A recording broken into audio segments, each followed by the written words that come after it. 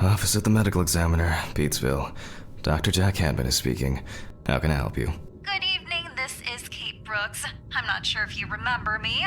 A few weeks ago, we talked about an article I'm working on. It's about your wife. I dropped by last Friday to speak to you, but you weren't working at the time. I asked the security guard to pass on a note for me. I would like us to discuss the topic of... I thought I had made it painfully obvious for the last time. No! Please don't call me again and stop inquiring about my wife. Damn journalists. They don't let me work. God damn it. I'm not in the best frame of mind to record a lecture for my students now. I'm feeling completely broken. Where did I leave my meds this time?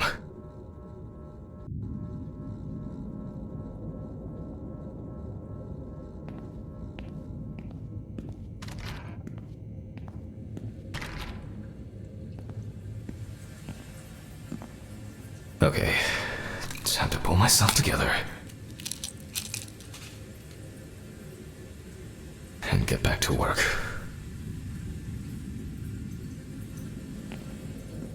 I need to set up the camera first.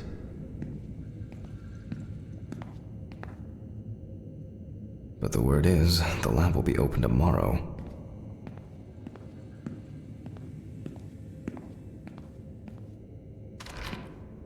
This place is starting to look like a hoarder's dream, rather than a storage room. Now remember, Jack, don't forget, hit the record button this time.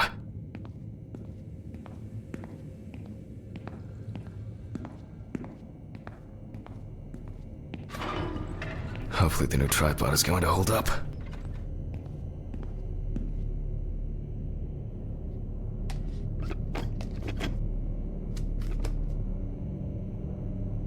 Now, I just have to get everything in frame.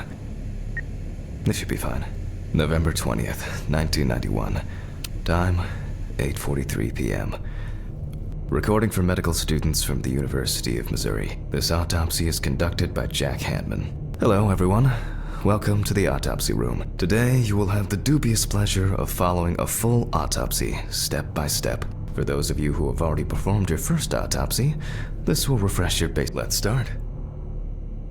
Always wear an apron, mask, and gloves. Goggles are a must when the job is splashy. And in case of sharp accidents, it's worth having disinfectants at hand. It's true that you won't get ptomaine poisoning straight away, but if your liver or kidney aren't doing well, you may end up with diarrhea. The cadaver is placed on its back on the autopsy table. The pathologist stands on the right of the deceased. Make sure that all the necessary tools are always at hand so that you don't have to run around looking for something, like I do all the time. In the process of revealing and securing forensic evidence, it is difficult not to interfere with the original condition of the deceased. Written and photographic documentation plays a vital role throughout the entire examination process.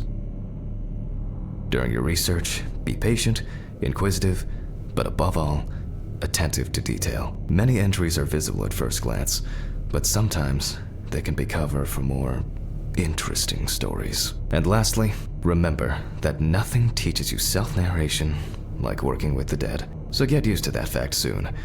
Everyone will think you're talking to yourself.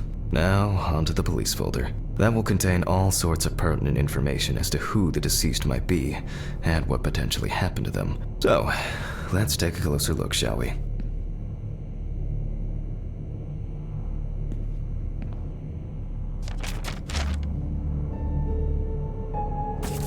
The deceased's name is Tobias Chambers, locally known as Old Toby. Homeless and unemployed for at least a couple of years.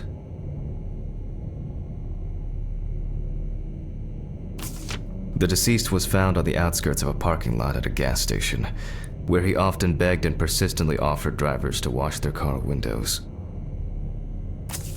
The body was noticed by a station employee during the morning shift. Initially, he thought that someone had thrown some boots and a coat in a nearby ditch. It took him a moment to recognize the pile of clothes as the body of a man. He worked most of his life at the local port dealing with unloaded cargo. He was fired for being drunk and starting fights. His son runs a hardware store on his own. His wife left him years ago. They both had no contact with the deceased. Signs of libation were found around the body. Empty bottles, traces of an inept attempt to start a fire, and a scattered makeshift blanket. That's it. It's worth remembering the context around the scene of a death. This allows you to better interpret any traces found on the body. I shouldn't start the procedure without gloves. Now it's our turn to take some pictures for our files. If I can just remember where I left the camera. It's in here somewhere. Aha! There you are. I knew it was here somewhere. As I mentioned at the beginning, before we begin the internal examination, we need to document the cadaver and the condition it arrived in. We begin with a full body photo. Try and stick to the top-down rule, but this is not always possible. Let's keep in mind it's all about the legibility, not the perfect frame.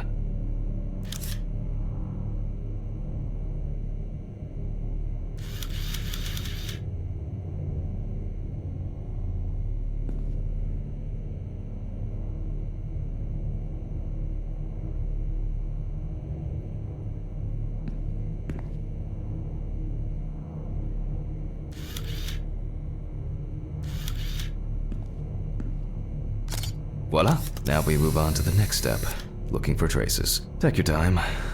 Look at the corpse from different sides, from different angles, up close, and from a distance. You're looking for anything out of the ordinary.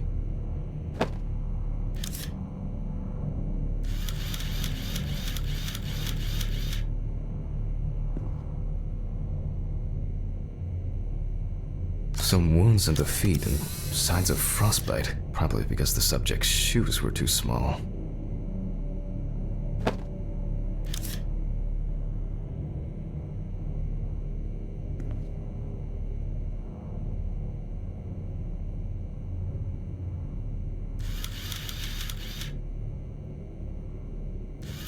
A poorly healed wound.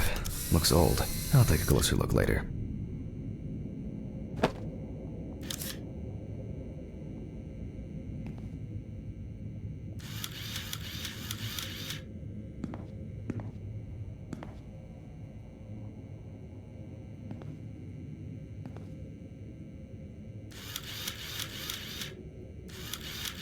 That's something interesting. It will be necessary to check whether this injury was severe enough to cause damage to the brain.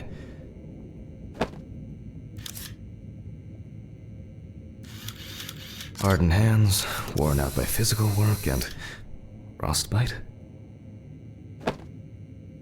In a moment, we will check which of our initial observations will be worthy of further consideration. But before we get to that, I need to write down some basic data.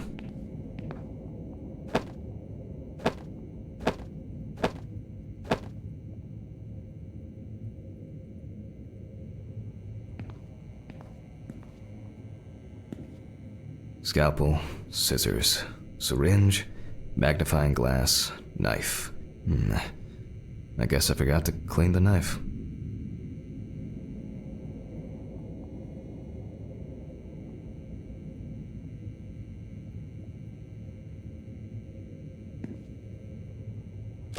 Personal information. The deceased was unclothed. Date. Okay. As you can see, I note everything down on previously prepared forms. Every pathologist must keep a detailed record of every step of the autopsy. This not only allows you to track the procedure, but also collates the results together, upon which you may back up your conclusions. So, enough of the boring prep. Let's begin by taking a closer look at the spots I photographed earlier. For this, you're going to need a magnifying glass.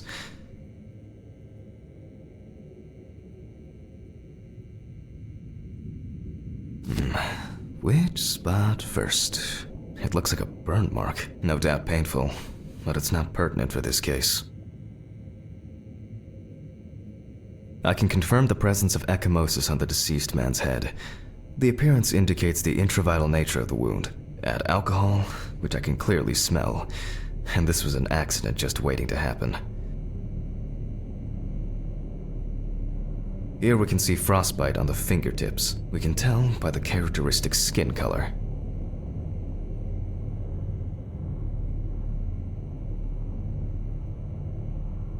Definitely a painful mix of frostbite, abrasions, and blisters. Old Toby had been wearing shoes too small for him for a very long time. That's if he wore any at all. So far, there are a lot of superficial wounds, but only one serious injury to the head. Let's go back to our notes. First, I mark the location of the injuries and make notes for each one. The head wound. Definitely an important clue. This is something we'll investigate first. We're not in frost season yet, but high humidity, wind, and the inability to warm up can also be causes of frostbite. Even though this type of wound didn't contribute to the deceased's death, we're still required to record it. If Toby's body was cold for a prolonged period, the frostbite could have resulted from the body's defense reaction. The safety of the internal organs is more important than fingers, nose, or ears. As you can see, we don't have much to go on. Let's write down what preliminary causes of death we can think of.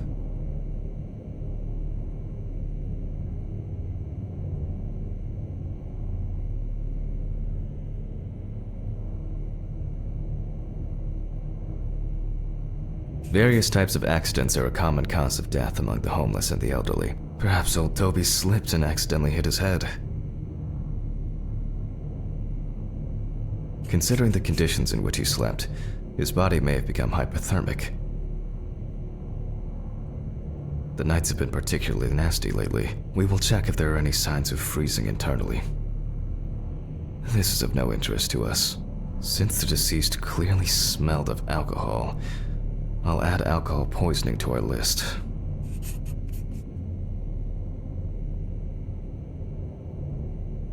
We still have one thing left from the basics: rigor mortis.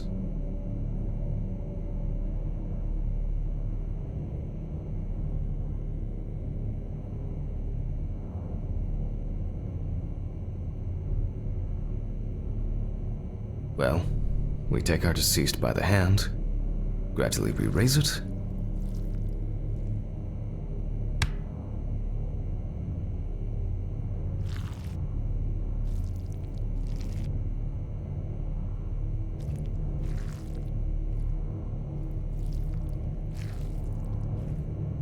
now let it go. As you can see, the hand falls loose. What's the conclusion? Death must have occurred more than 72 hours ago. The police information appears correct.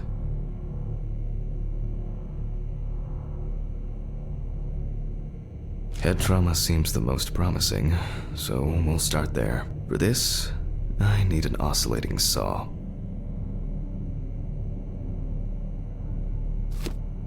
The cut is made from ear to ear.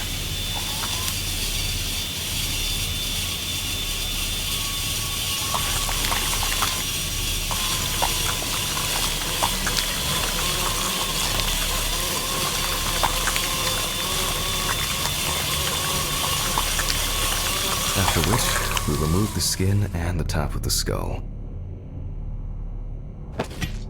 After the basic examination, we can see that the brain's cerebral gyri in both hemispheres are symmetric. The brain looks good. Let's take a cross-section. Some pathologists prefer to examine organs without removing them. However, for me, it's much more convenient to examine them on a board, which we'll do now.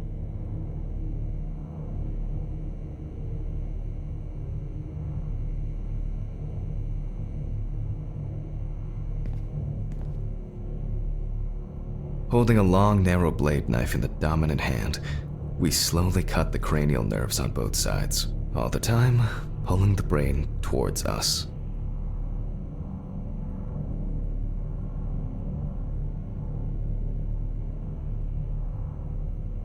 So far, so good. The hematoma seems to have had no effect on the brain.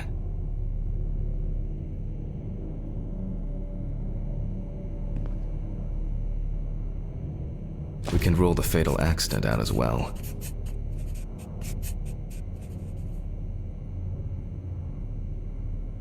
Brain is in good condition, so we have no choice but to proceed to the internal examination of the other organs. I grab a scalpel from my kit.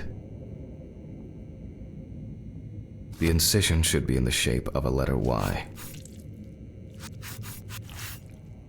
We use a deep cut to reach all the way to the ribs and to penetrate the abdominal wall.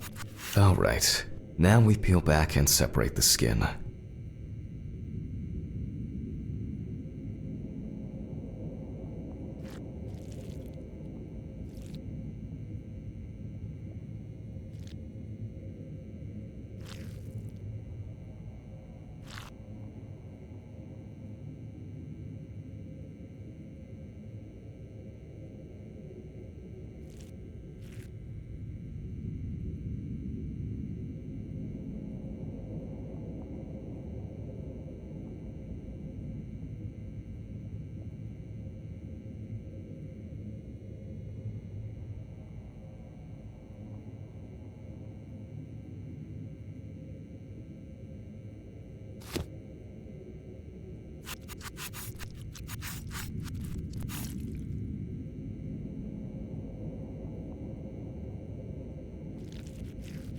Now, we need to remove the ribs. We'll need the loppers for this.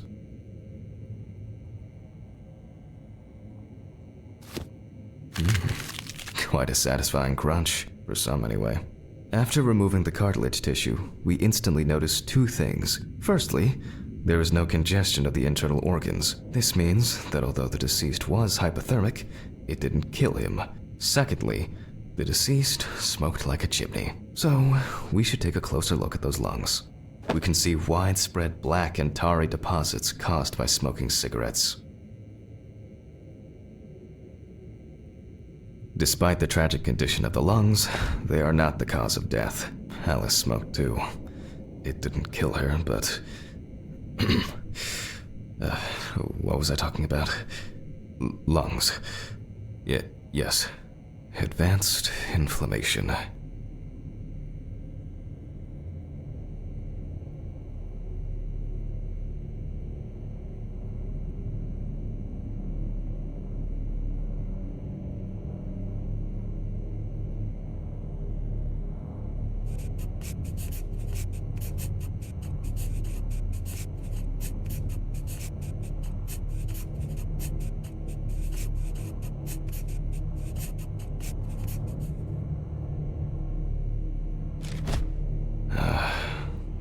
What now? The syringe. Now's a good time to collect some samples.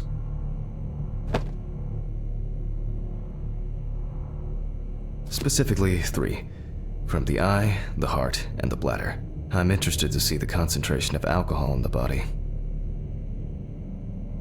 Vitreous humor analysis is very useful in indicating long-term alcohol abuse. 5 milliliters from the left ventricle should do it.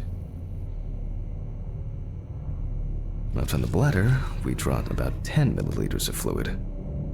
Now we take our samples to the centrifuge. But before I do that, I need to find my notebook. My dyscalculia means that I always double-check the settings. Please excuse me while I run and fetch it.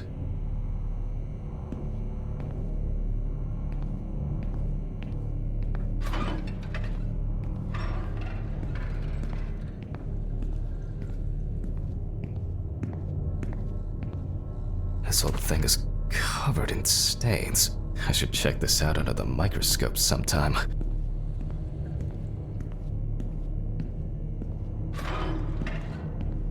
Let's get back to the examination. We put all of the samples into the rotor.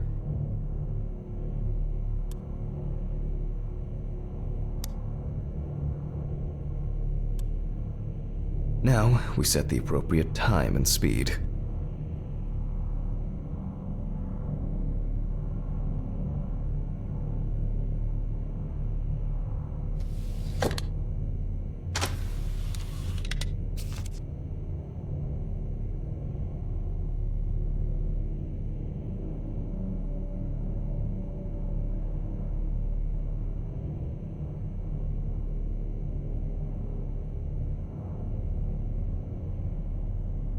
Okay, let's roll.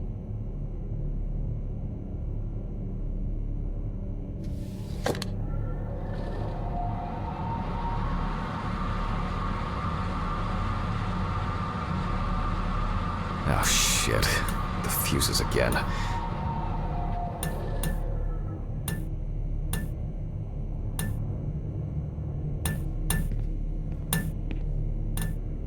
Where were we?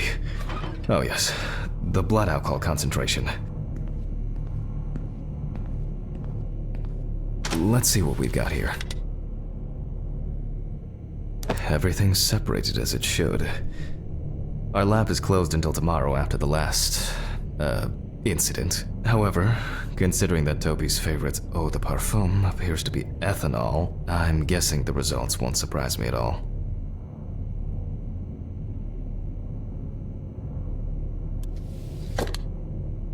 Let's go further. We will now focus on the cardiovascular system, specifically the heart. We remove the organ and examine it closely. We look for dark hypoxic areas, clots, or other elements that stand out as abnormal.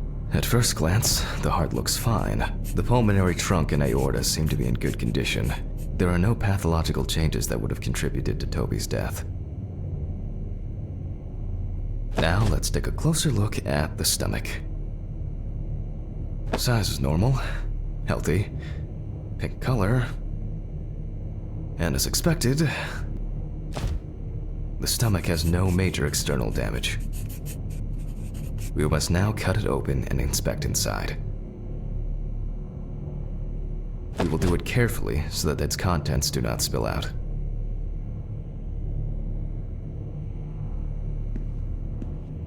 We open the stomach along the greater curvature, from the heart to the pyloric end. Oh, I already feel like there's something left inside.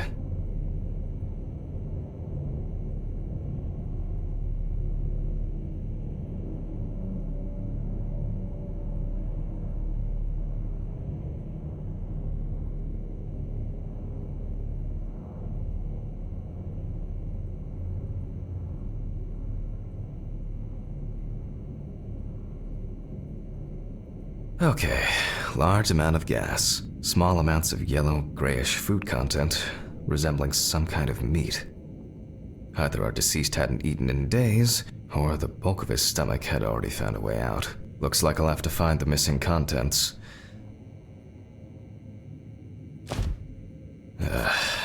There are two ways here. One is obvious, and the other is... It couldn't have been suffocation, could it? I'll add this to the list and move on to the deceased's neck.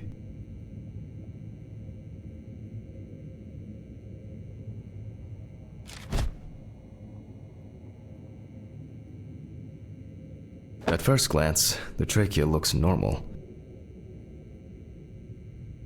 Same result as with the stomach. The external inspection doesn't tell us anything. This time we'll cut on a tray. While cutting such a small organ as the trachea, we must make a precise incision.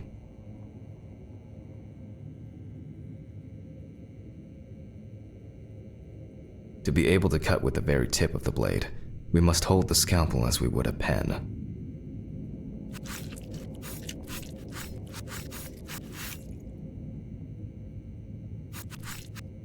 And after careful examination and deduction, we've got it, a clogged trachea. It's time to summarize the whole thing.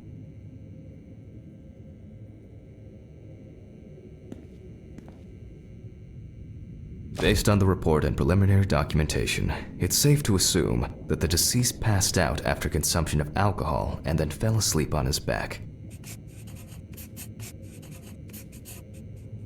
Then, the gastric contents refluxed and flooded the airways, causing death.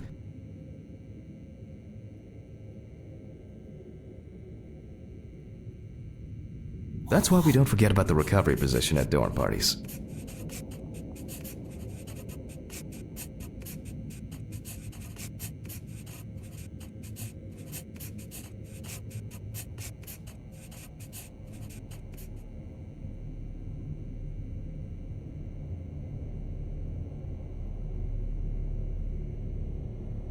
And now it's all clear. The death was suffocation. Now, signature. The mystery is solved. But for us, this is not the end. First, the dead body needs to be cleaned up. For this, we will need to close the body and grab the needle. First, we unroll the skin flaps. and then we sew the deceased back up. I'm using the baseball stitch technique. This stitching method is very strong and quick to do.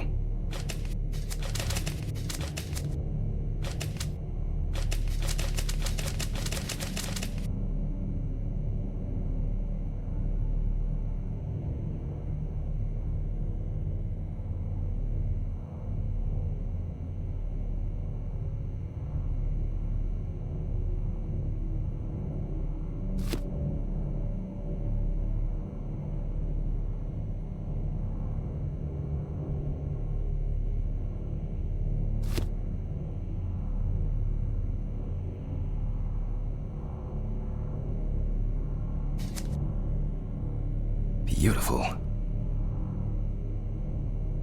Now we say goodbye to the deceased and put them safely in the fridge, ready for the next stage of their journey.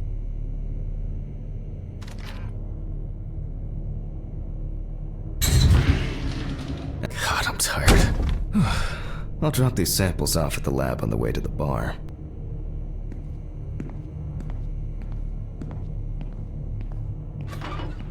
I'll call Steven. I don't feel like trekking along today.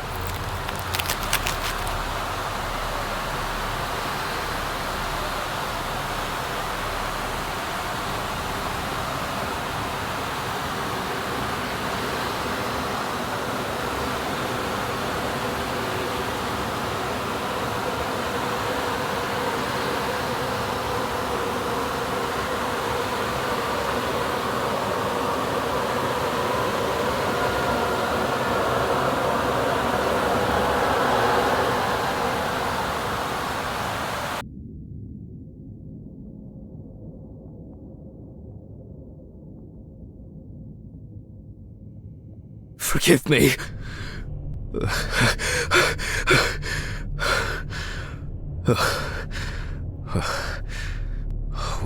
What? Christ. What a dream. Fuck.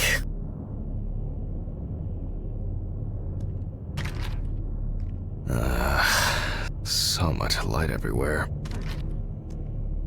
A pill a day keeps the defective jack away. It's a shame these won't help with my hangover.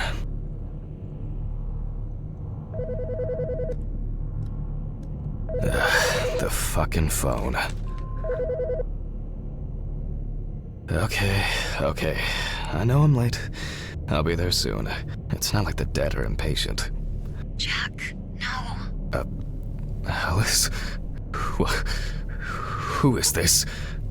It's Charlotte Graves. Oh God, I'm sorry. I didn't recognize you. I thought it was work calling.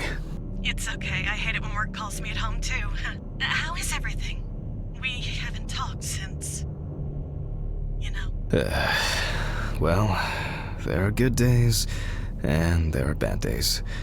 What can I say? At least I can hide away at work. Well, you always were the most comfortable in the dissecting room. Listen, I have an unusual request. Okay, how can I help? It's nothing serious. I just wanted to ask, do you have any pictures of Alice? Maybe one where the two of us are together? I'd love to have something to remind me of her. I guess. I'm not sure. I'll look through her things. Thank you. I'm sorry to trouble you with this. All this can't be easy for you. I'll get through it somehow. I've been meaning to sort through her stuff for a while. Have you asked Steven if he has anything? Yes, I spoke with him this morning. He said he gave everything to their mother and that I should ask you. I see. Jack, I know you're trying, that you cope somehow. Steven's there for you, although, well, we all know how he can be.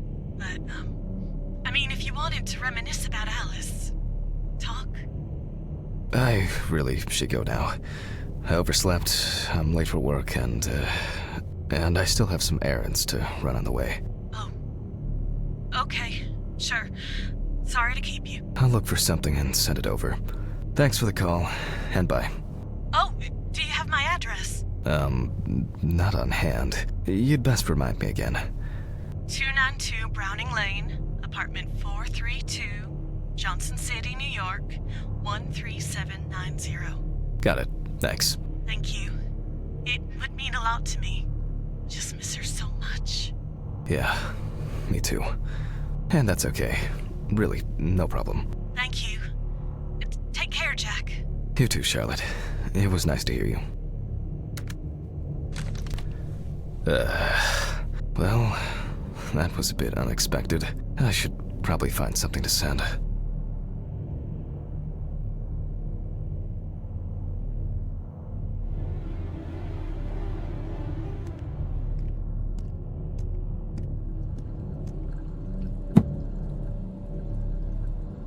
Till death do us part.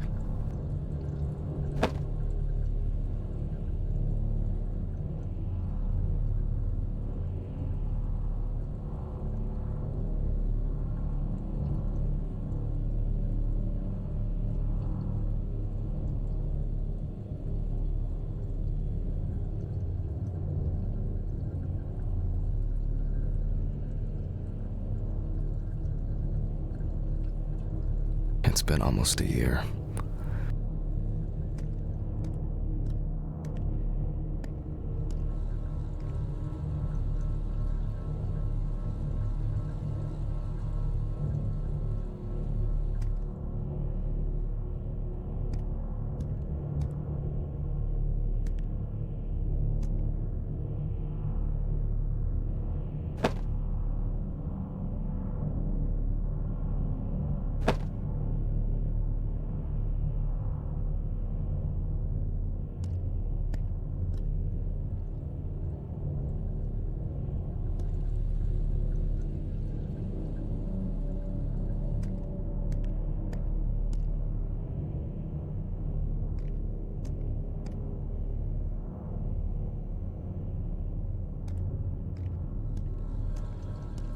Some days, I just feel like setting fire to all this paperwork.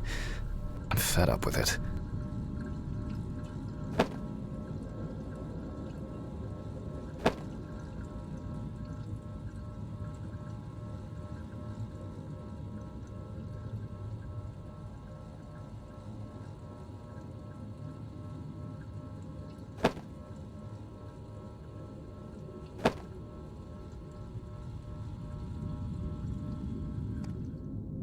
An indispensable element of every office. I should really try and read a few of these. Time flies, and probably doesn't have to get up to work.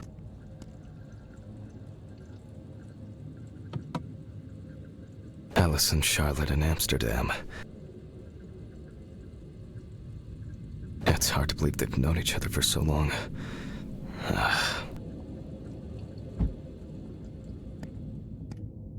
It would be better if Charlotte had this. It deserves to be on display, and not hidden in a drawer.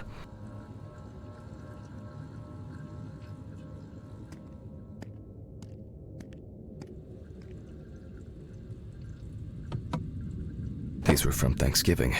Stephen invited me. I was going to give them to his mother, but then I met Alice. That was the first time I saw her.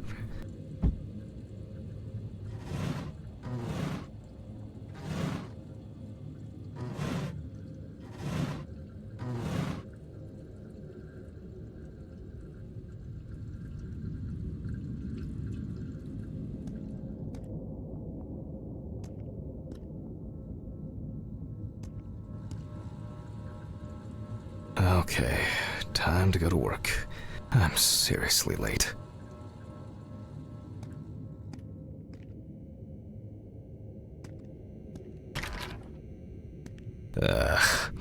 should grab some coffee and aspirin on the way.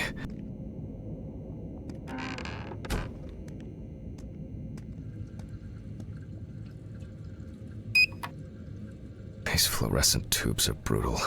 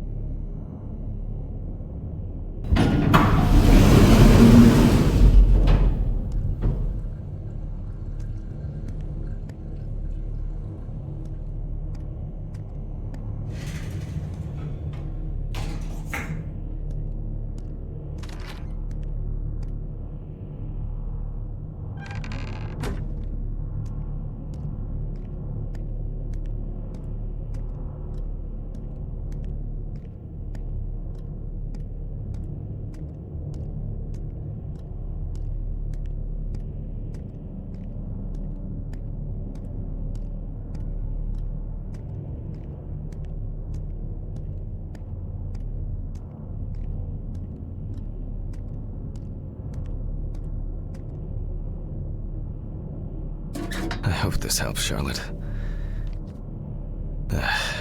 Okay. All done here. Time to go. Huh?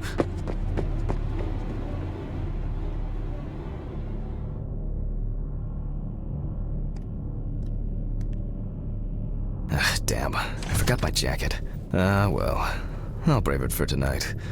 Too bad.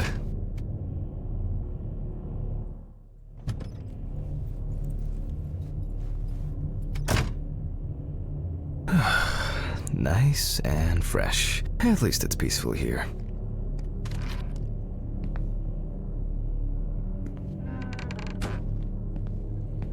Good evening, Mr. Ridley. The timesheet, Handman.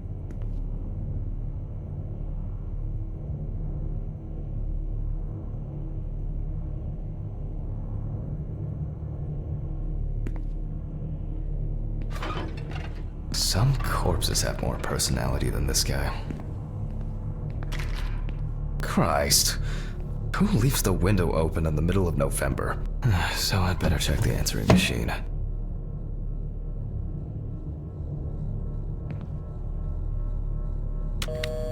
Hi, Jack. I dropped by a little early today. I left the body with Ridley in the corridor. He wasn't sitting in the locker then, so maybe he'll even throw him into the room.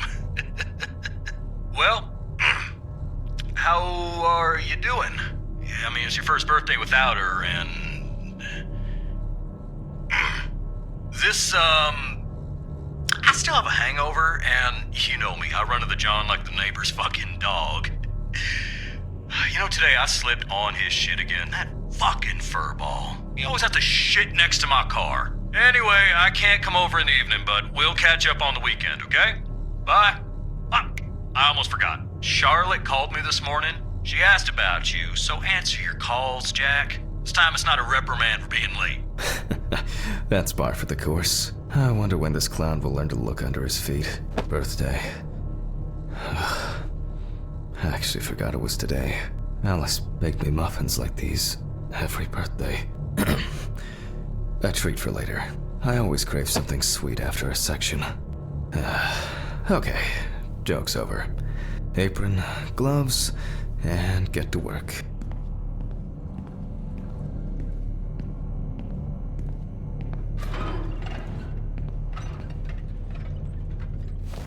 Ah, man. I remember you. You were on that talent show. What was your name again? I need to order another batch of these. I've got to remember to do that later. And that's the whole point.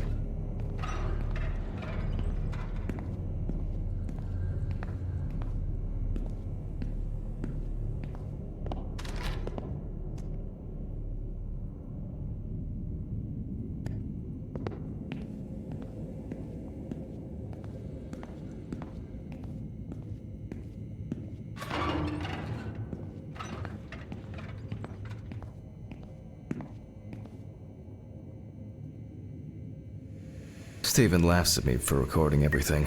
He says I have a bigger collection of stuff like this than most of the creeps he's caught. November 21st, 1991. Time, 9:13 p.m. The autopsy is conducted by Jack Hanman. Lecture for the Medical University of Missouri. After yesterday's lecture, you should already know the ins and outs, so today we'll be consolidating our knowledge. So, where do I start? That's right, release folder. Ah, yes, Samantha Barker. Now I remember, there's probably going to be a lot of chatter about this. Found in her own apartment by police patrol. Officers were called by a concerned friend of the deceased, who had been unable to contact Barker for several days. During the interrogation, a friend of the deceased admitted that Samantha never got to grips with the sudden fame that came after winning such a high-profile talent show. The deceased was found in her own apartment, in a semi-recumbent position on an armchair. Large quantities of alcohol and empty packets of sleeping pills were also found in the apartment. After her first album became a commercial success, she was hit with a creative drought. She suffered panic attacks and severe sleep problems. Drugs and medication came into play. When questioned, friends admitted that Samantha's last days before losing contact seemed extremely happy and relaxed. She also quit drinking alcohol and mentioned something about rehab. The friend also admits that there was no indication of an impending tragedy. Well, let's see what settled this matter. As you can see, the body is fully clothed. Therefore, before we move on to... Okay, now we can continue with the examination. Again, begin by taking photographs of the cadaver. I guarantee that over time it will cease being embarrassing for you. First, we photograph the whole body.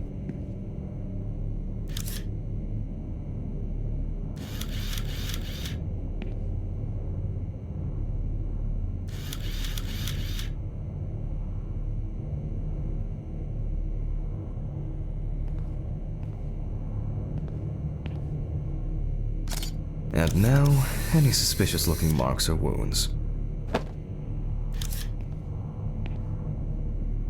You don't get such bruises from a normal contusion.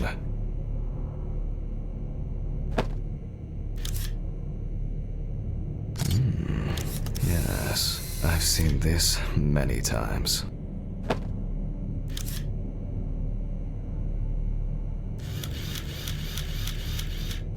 Well, there's even more here.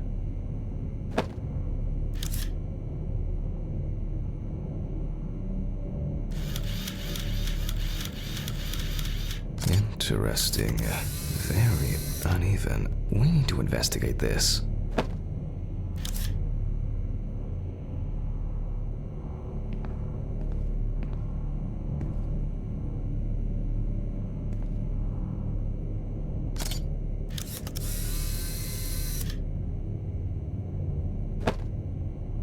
A few we will need to look into here.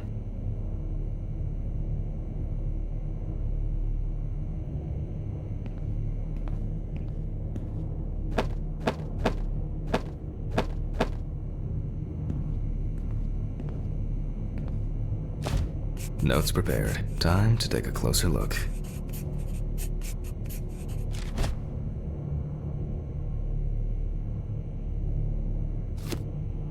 Some furrows have imprinted more strongly, others less, as if someone was, undecided. The number of bruises suggests that there may have been some kind of tussle. Such bruises are caused by either a very heavy blow or by some internal issues. And here's something interesting. The skin of the deceased is covered with numerous blisters. Some of them are ruptured. Others still contain fluid residue.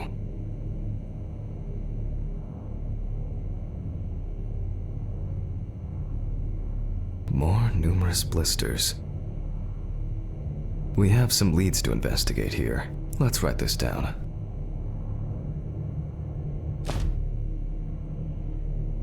On the neck of the deceased, we can see clear furrows, indicating that strangulation may be the probable cause of death. Given the condition of the deceased, it's difficult to tell immediately whether the bruises were the result of a struggle. Currently, it's difficult to say whether the bruises were the result of a beating or whether it could be some kind of internal bleeding. In general, such blisters usually appear in the case of mechanical abrasions, but due to the place of occurrence, this should be excluded. The most likely cause of such skin changes is the high concentration of barbiturates in the body.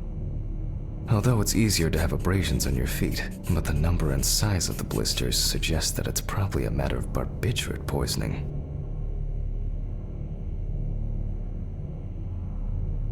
The examination with a UV lamp will dispel some doubts. Potential attackers could have left traces. I'll add barbiturates to the list of necessary tests. After examining the organs, we can easily verify whether there was internal bleeding or whether the deceased was suffering from something. A severed spinal cord, trauma to the larynx, or trachea will verify whether the hanging was the final nail in Miss Barker's coffin. To be checked in the lab later. Given the testimony of the victim's friend, I add alcohol poisoning to the list of potential causes of Miss Barker's death. A blood test will no doubt quickly verify that hypothesis. But first I'll check for external traces. For this we use the good old UV lamp. I look carefully at the whole body. UV rays will reveal any traces. Legs, there's nothing here. Torso, and right hand clean.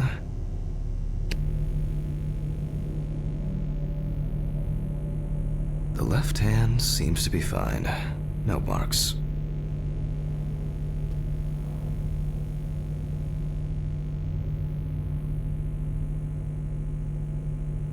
The area around the head is empty. Well, nothing to surprise us here. Now gently, we take the deceased by the hand. And we check for rigor mortis.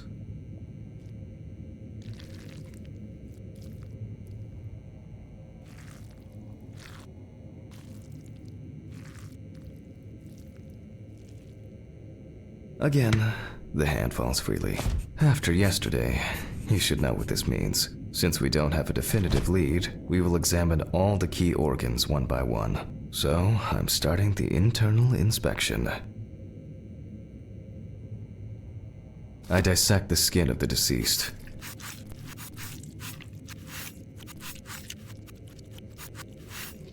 And I proceed to deflect the skin flaps.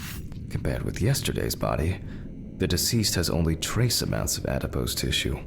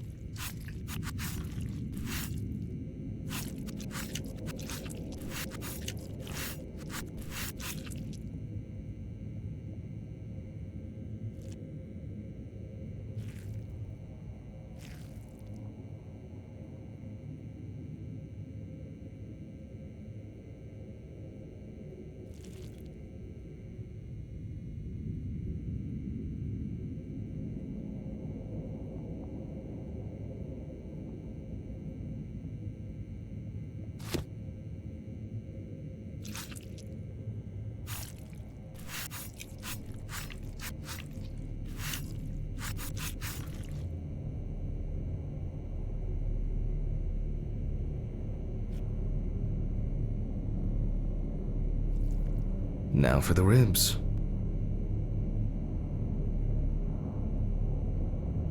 What do we have here? Or rather, what don't we have? There is certainly no sign of internal bleeding. Sometimes regarding bruising, it doesn't take much.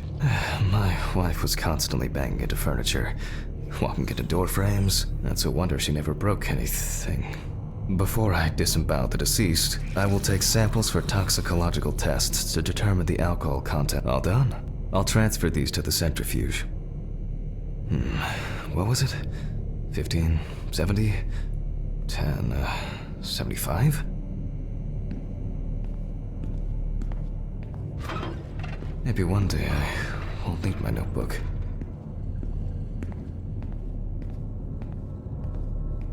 Numbers have never been my strong point. It's probably why I regularly forgot birthdays and anniversaries. I'm lucky Alice always forgave me.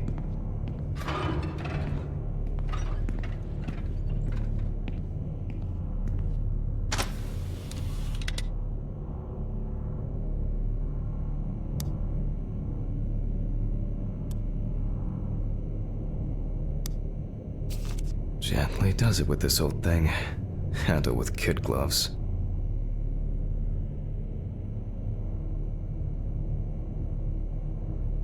I'm starting the centrifuge. Let's see what results come out. The laboratory is already open, so... Fucking hell! Ridley! Mr. Ridley! Where is he? The fuses need resetting. Fuck it. I'll do it myself. I swear there was a flashlight in here.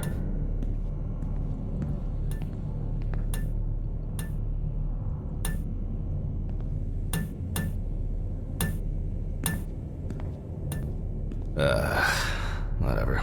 I know where the switches are anyway. First the right, and then the left. And voila.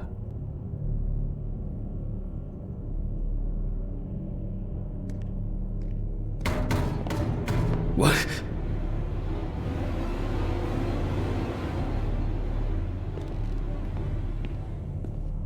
What the?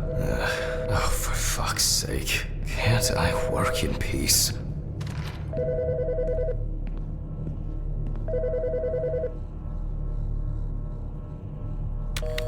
Jack Hanman speaking. Easy, why so rude? Steve? Sorry, man. This place is falling apart, and Ridley won't even lift a finger to help. You just can't work here. Did the centrifuge strip the fuses again? Yeah. Eventually, everything's gonna go up in smoke. Look on the bright side. It's a free cremation with your autopsy. Jesus, stop it. That shit pisses me off. Okay, sorry, Jack. Anyway, I'm calling to ask how the autopsy's going. Soon there'll be journalists sniffing around for info, so we'd best be ready. I'll whiz through this in a couple of hours. It doesn't look like a complicated case to me. More of a formality.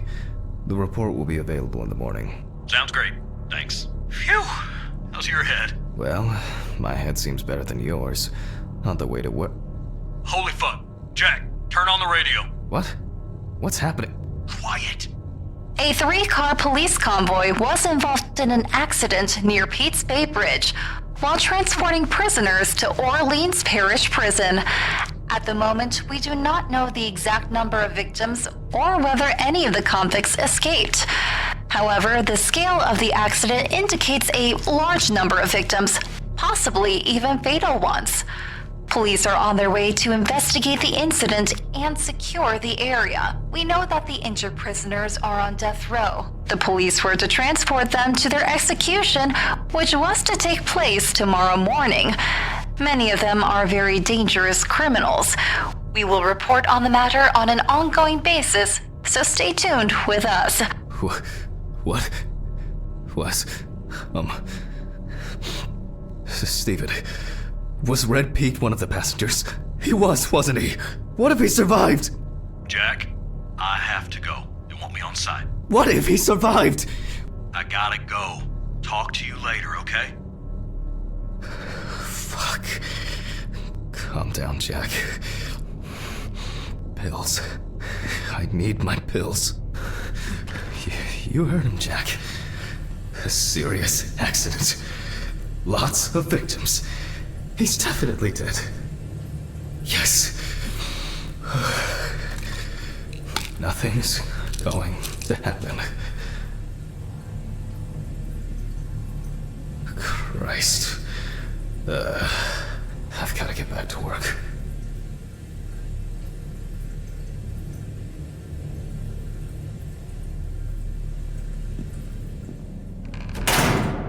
What?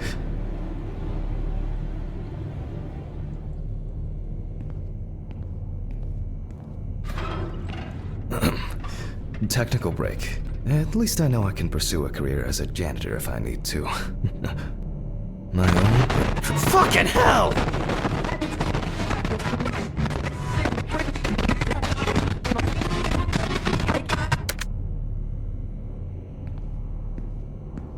Alright, let's see if we were able to get anything out of this piece of crap. And miraculously, yes.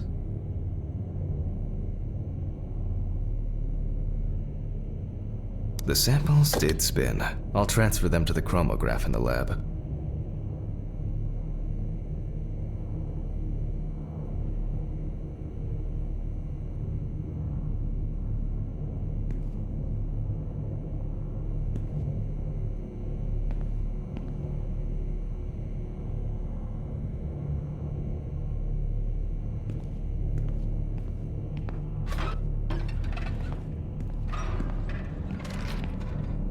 Alright, let's load this up.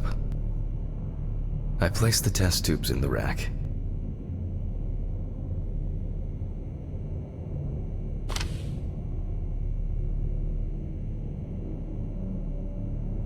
Now, just take 5 milliliters from each.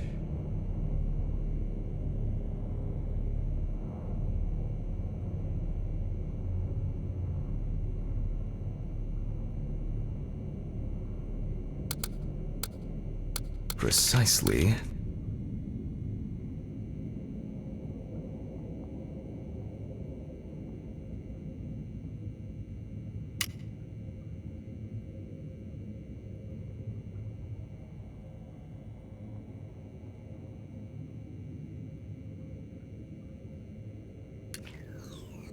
And the next.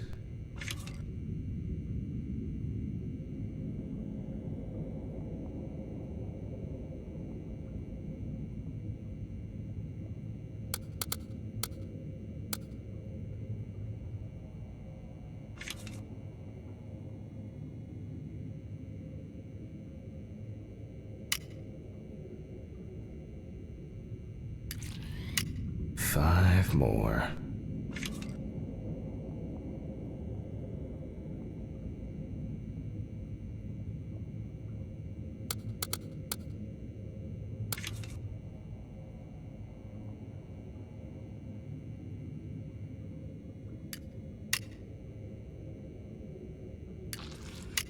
We put the prepared sample into the machine.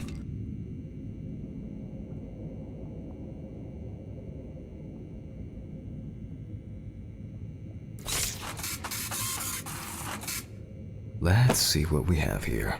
The results indicate that the deceased did consume alcohol shortly before her death.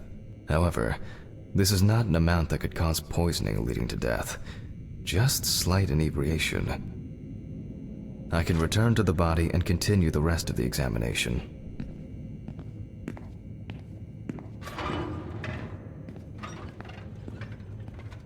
The chromatograph results show that we can eliminate alcohol poisoning from our list of potential causes of death. However, remember that alcohol can affect the functioning of the entire body. It disturbs the heart rhythm, accelerating its rate, and dilutes the blood, which may result in more severe bleeding in the event of an accident. Also remember that alcohol affects the metabolism of drugs in the liver, which I'll now look at in more detail.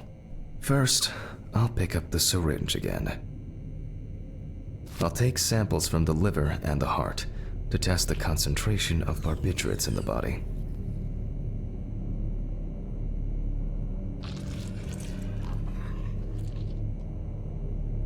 That's enough. I'll do the test later. I'd best not try my luck with the centrifuge right now. Now I remove the liver.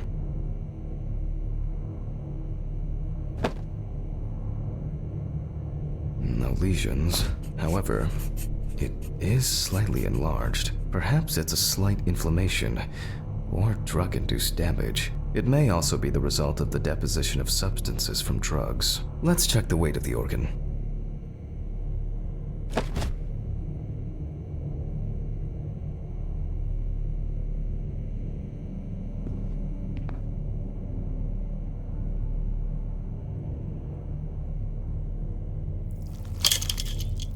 The weight is 1,300 grams. The liver is enlarged.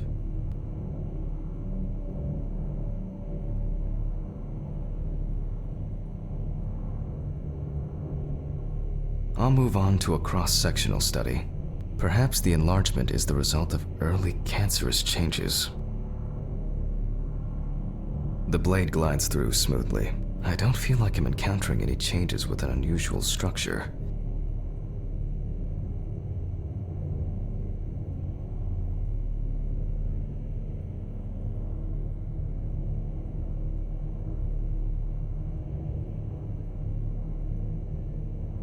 No steatosis or cirrhosis.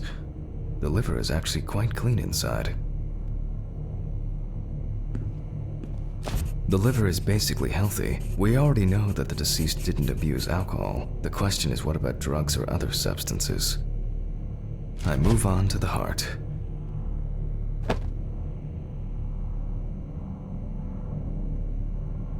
Oh. At a glance, we can see signs of a heart attack.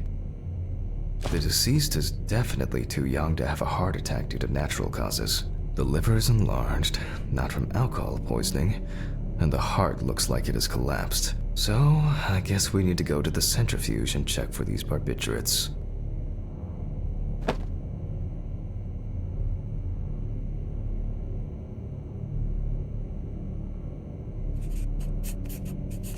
The last time I saw this kind of poisoning was a few years ago. I better check the data in my notebook. He was a middle-aged guy. He took his medication and forgot about it. So he took another pill. He forgot again and took another one. And another one. All right.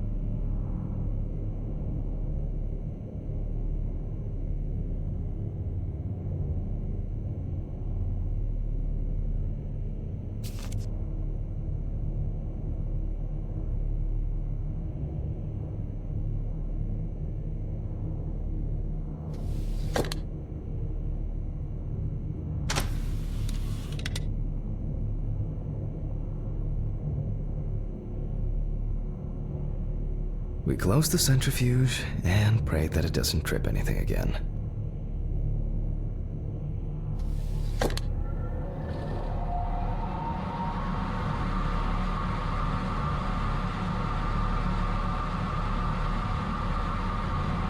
It looks like our luck is in.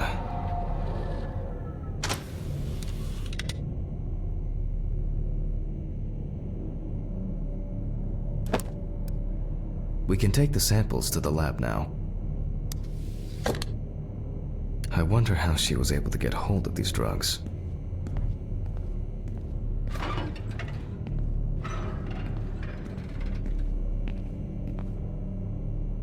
Okay, 2 samples this time.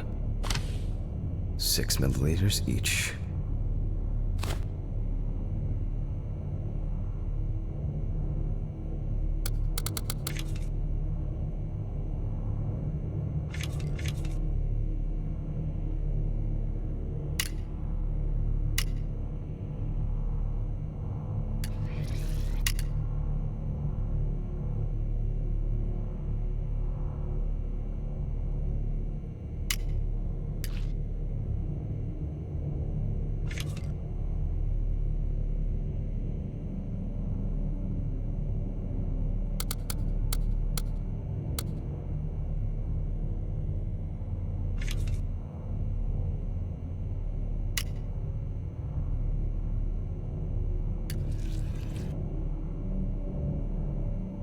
Well, let's see how much of it we find.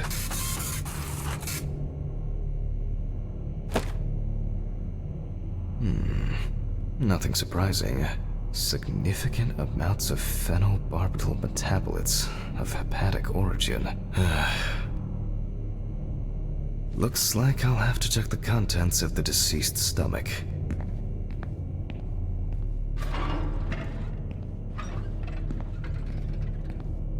The tests showed that the collected blood contained enough barbiturates to cause cardiopulmonary collapse. The question now is whether it was an accident or a deliberate act. I'm proceeding to examine the stomach. Before extraction, I ligate the entire organ to prevent its contents from spilling out.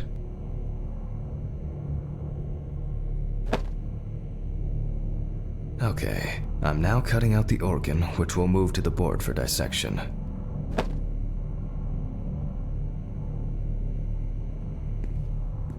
Normally, the stomach and intestines are full of surprises.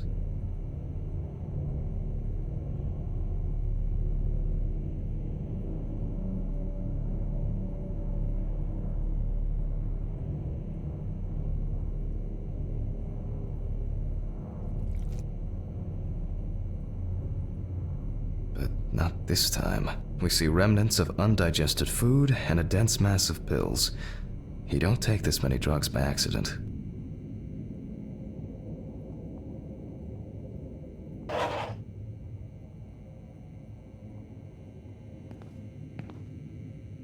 Length and width normal. No obvious pathological changes. Undigested drugs found in the stomach of the deceased. The direct cause of death was probably an overdose. I'll check the rest of the organs, and then the nervous system. Lungs are normal, no lesions. The victim was probably a smoker, but was unlikely to be in any serious danger. The deceased's trachea is normal. Complete patency. No food or fluid.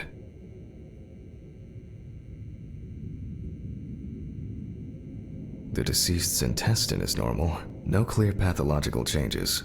Abdominal cavity checked off. We can check the brain.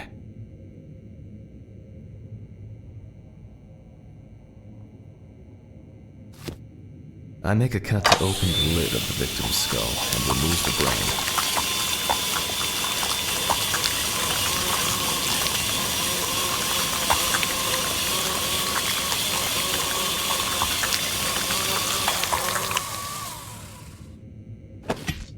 Brain is normal. No obvious lesions. Alright. I need to dissect it on a board. Using a knife, I carefully cut through the brain tissue. I peek inside a bit, and... I don't think there's anything worth noting.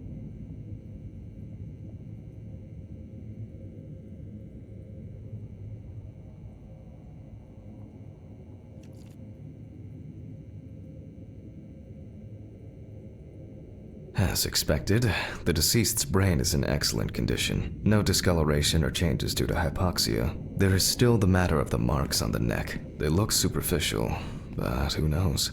Maybe the spinal cord has been severed. I need goggles and a saber saw. I think the goggles were in the desk drawer. Oh, they're out there. Alice.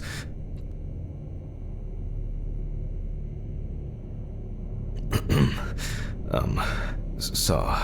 I need saw. Fuck. I don't see it here. Oh. I know. I probably left it in the basement after its last cleaning.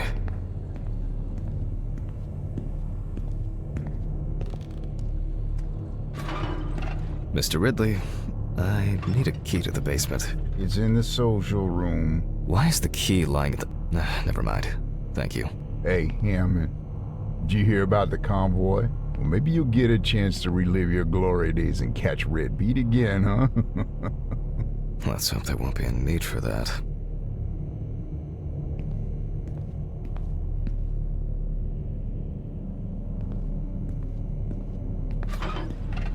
If only he could put that much enthusiasm into his work. I get the feeling that searching through this rubbish is more pathogenic than working with corpses. Please, may this be the last trip.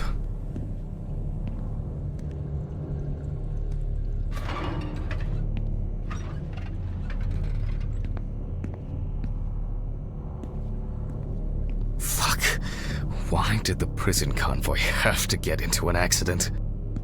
Jack, take a deep breath. Deep, pleasantly cool breath. You're nearly finished with the autopsy. Then you can go home and rest.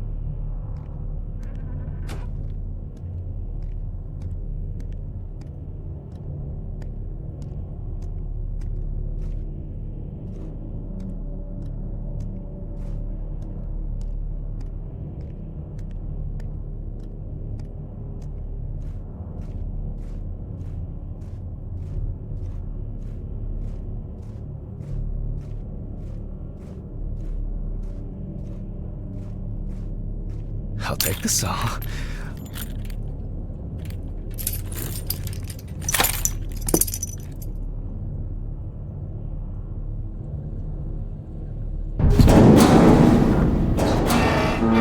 Fuck! It's jammed! Doesn't anyone do maintenance around here? Damn hatch. Damn red Pete. Will I ever again? Ever be if only.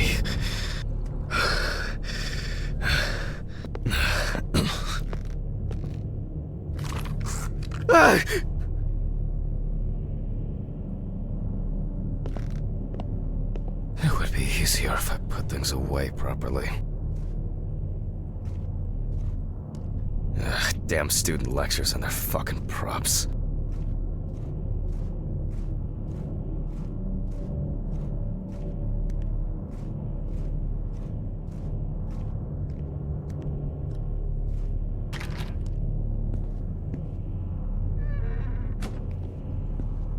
And like clockwork, he's already sleeping.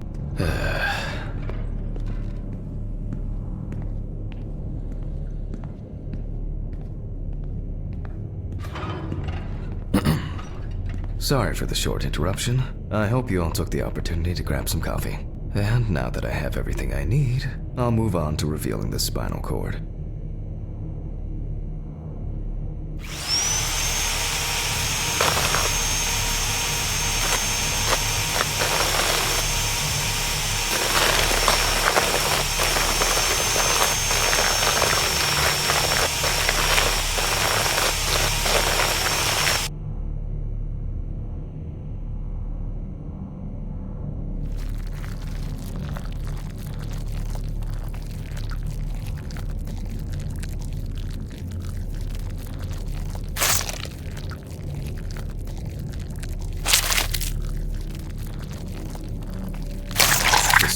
Is removed. I can see that the spinal cord was not severed. This shows that apart from the marks around the neck, hanging didn't negatively affect the condition of the deceased. Ladies and gentlemen, almost over. Now, to sum up and tidy away the body. If I don't take my pills, then I won't finish this work.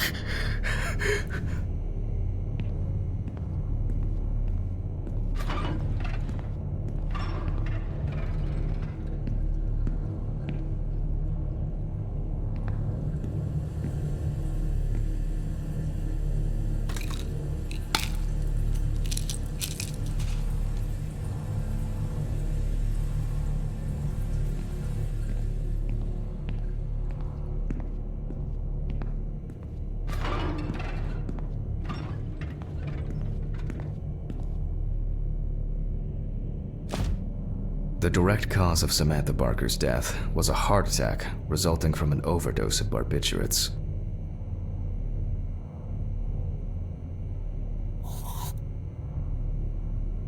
Traces found on the body suggest that the overdose was a deliberate act, following a failed attempt to hang herself.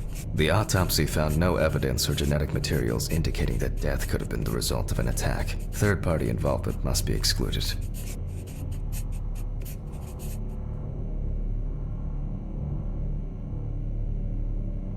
Autograph, and we can start sewing.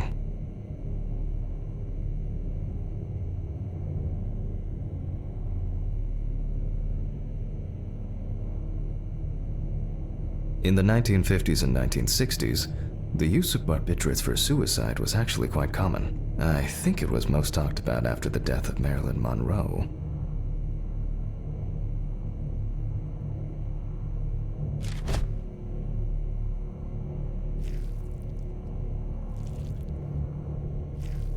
At home, it was a help and comfort. On death row, a farewell to the convicts.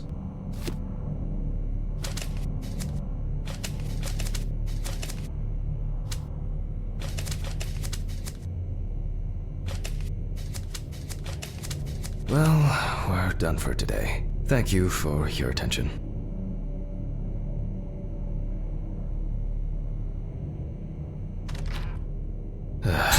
Tiring day. I can feel those hunger pains coming on. I guess I'll have to pick something up along the way. Gloves in the trash, leave the apron for cleaning. Now I can go. Camera. I didn't turn it off. A nightcap will do me good.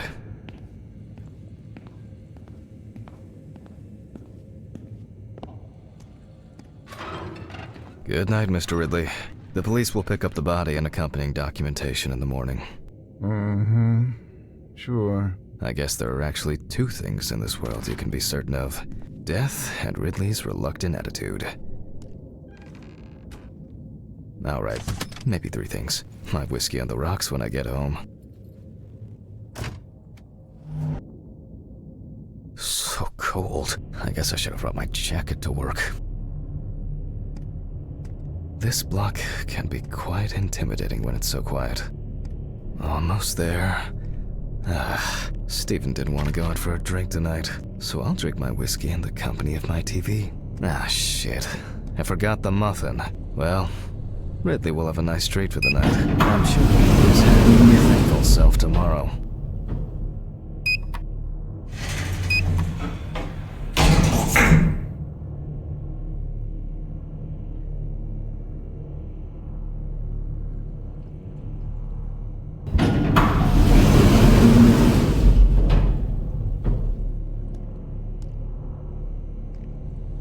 What?